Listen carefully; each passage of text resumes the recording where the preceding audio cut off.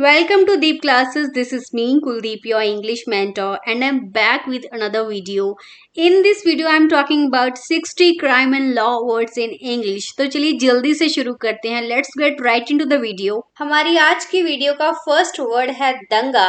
आपने सुना होगा कि इस जगह पे दंगा फसाद हुआ है, तो इसी दंगा फसाद को हम इंग्लिश में बोलेंगे रियॉट. रियॉट. रियॉट.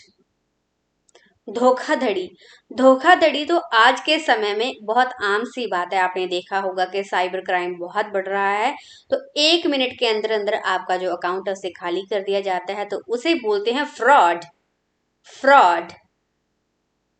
जो धोखाधड़ी करने वाला होता है, यानी कि जो इस घटना को अंजाम देता है, उसे हम इंग्लिश में बोलेंगे फ्रॉडस्टर. फ्रॉडस्टर. नेक्स्ट,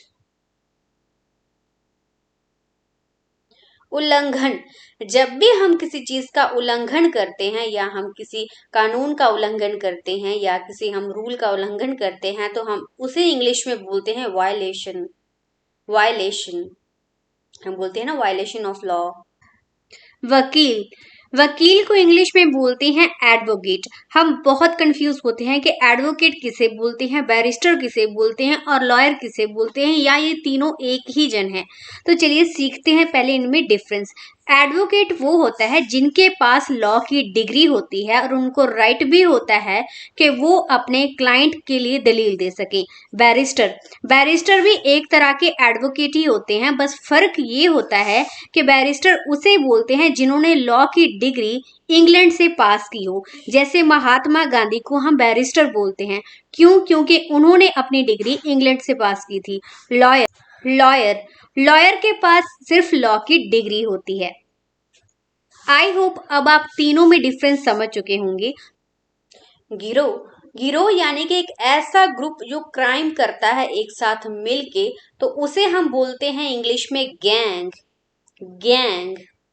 यानी कि वो गैंग बना के किसी भी घटना को अंजाम देते हैं. उठाईगिरी. उठाईगिरी का मतलब होता है कि किसी भी शॉप पे चोरी करना, तो इसे हम इंग्लिश में बोलेंगे शॉप लिफ्टिंग. Shop lifting.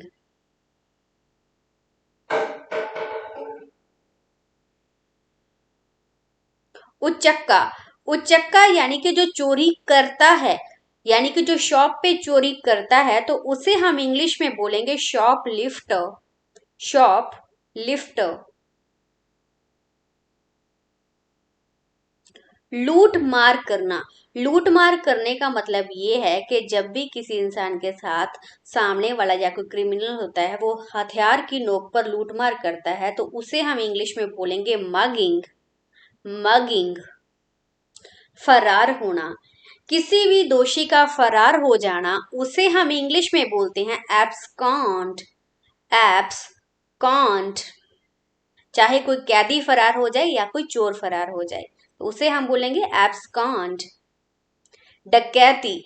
डकैती आपने देखा होगा कि दिन दहाड़े डाका डाला जाता है बैंक वगैरह में या किसी शॉप पे या कहीं पे भी, तो हम इस घटना को यानी कि डकैती को इंग्लिश में बोलेंगे रॉबरी. रॉबरी. और जो इस घटना को इल्जाम देता है, यानी कि जो लुटेरा होता है जो डाका डालने आया है, उसे हम इंग्लिश में बोलेंगे रॉबर. रॉबर.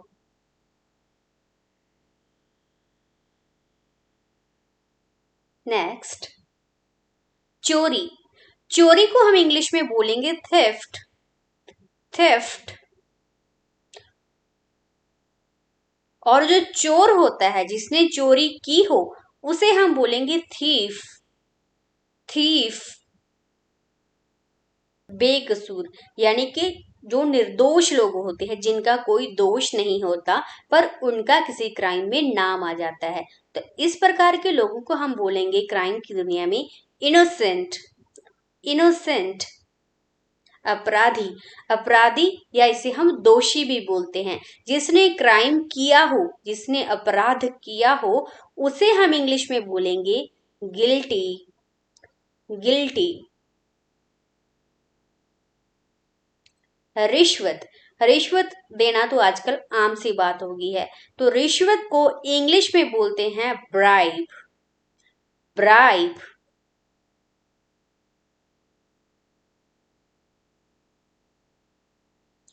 पीड़ित, पीड़ित यानी कि जो प्रताड़ित व्यक्ति है, जिसके साथ अपराध हो रहा है, तो उसे हम इंग्लिश में बोलेंगे विक्टिम, विक्टिम।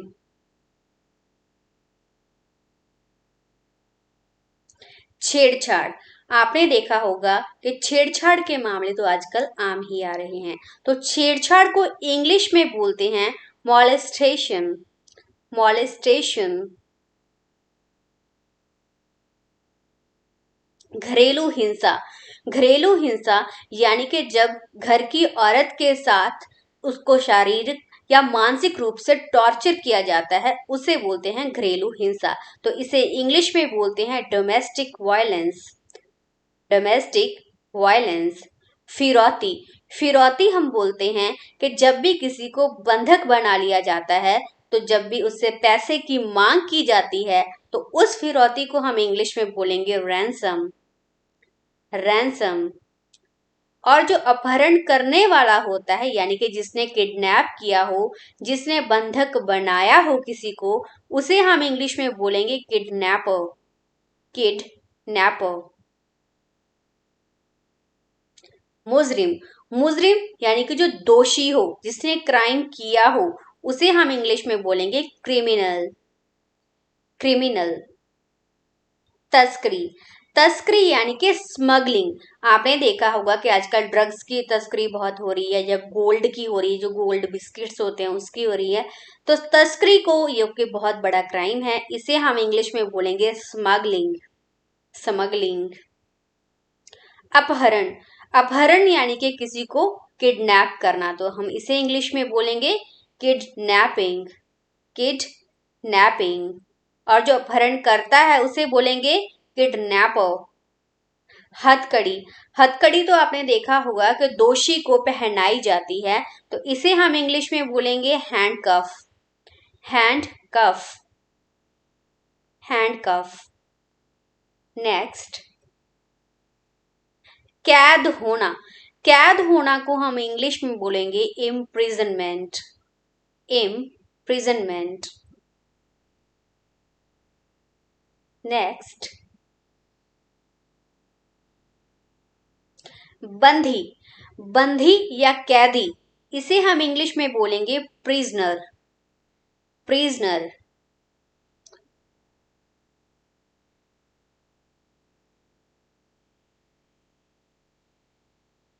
जेल, जेल को हम इंग्लिश में बोलते हैं प्रिजन, प्रिजन। गैर कानूनी, किसी भी गैर कानूनी काम को हम बोलते हैं इंग्लिश में इलीगल, यानी कि वो लीगल नहीं है, उसे हम इंग्लिश में बोलेंगे इलीगल। कानून, आपने सुना होगा कि कानून के हाथ लंबे होते हैं, यानी कि इससे ऊपर कुछ भी नहीं है, तो कानून को इंग्लिश में बोलते हैं लॉ, लॉ। नेक्स्ट, अपराध, कोई भी अपराध हो उसे हम इंग्लिश में बोलेंगे क्राइम, या हम बोलेंगे ऑफेंस, दोनों ही सही हैं, क्राइम या हम बोलेंगे ऑफेंस। बांधक बना लेना, बांधक बना लेने को हम इंग्लिश में बोलेंगे हॉस्टेज, हॉस्टेज। नेक्स्ट,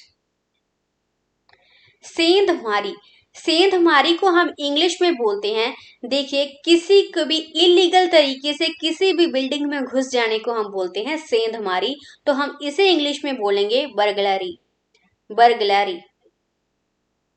जेब कतरा, जेब कतरे ये तो हर जगह घूमते हैं, आपने देखा ही होगा, रेलवे स्टेशन पे, बस स्टॉप पे, हर जगह आपको मिल जाते हैं। इसे हम इंग्लिश में बोलेंगे पिक पॉकेट, पिक पॉकेट। ये भी एक तरह का क्राइम है। न्यायाधीश, न्यायाधीश जो न्याय करता हो, उसे हम इंग्लिश में बोलते हैं जज, जज।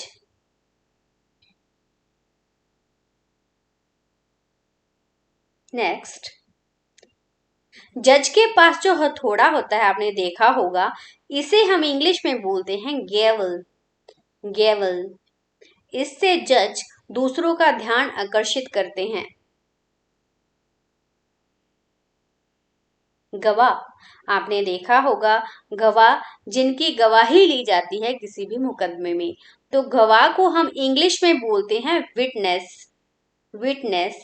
और एक हम शब्द बोलते हैं चश्मदीद गवाह, तो इसे हम इंग्लिश में बोलेंगे आई विटनेस।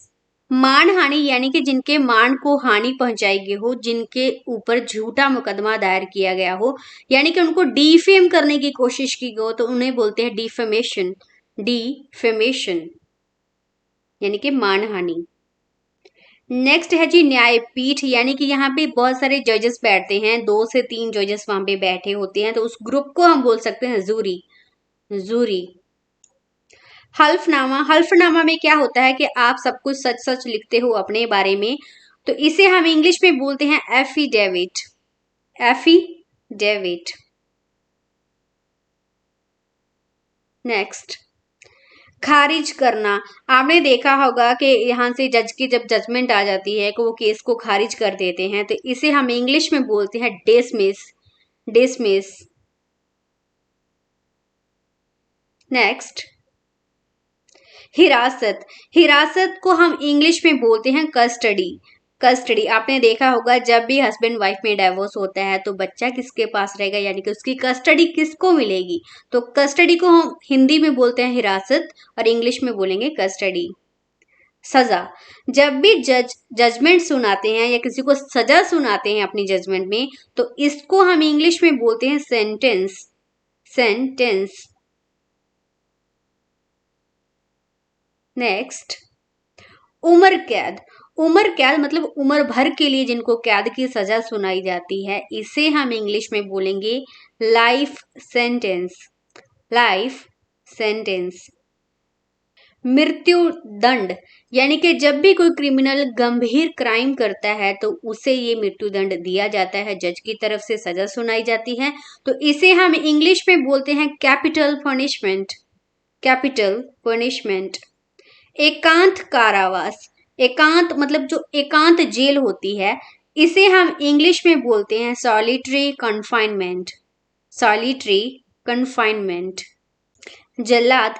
जब भी किसी मुजरिम को फांसी की सजा सुनाई जाती है तो उसी फांसी का जो तख्ता होता है ये जल्लाद ही खींचता है, तो इसे हम इंग्लिश में बोलते हैं एक्सक्यूशनर। एक्सक्यूशनर।